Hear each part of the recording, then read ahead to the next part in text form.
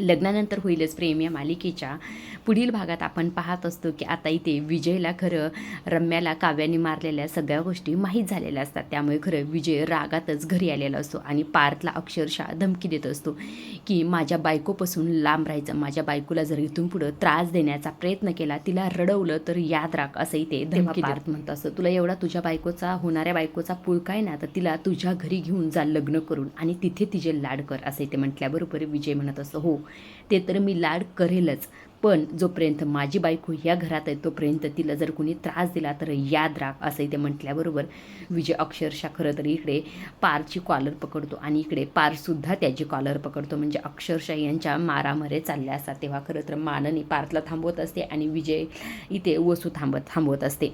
आता इथे खरं तर हा विजय नेमकं सायको आहे आणि विचित्र दाखवला बरं का, नेमकं ह्याच्या मनात काय असतं हे कळतच नाही. आता इकडे पार्थ खरं तर वसूला म्हणत असतो यापुढे हा माणूस जर मला घरात दिसला ना तर याद राख, असंही ते म्हटल्यानंतर विजय खरं रागानेच पार्थकडे इकडे पाहत असतो.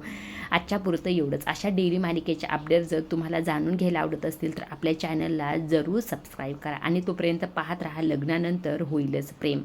धन्यवाद.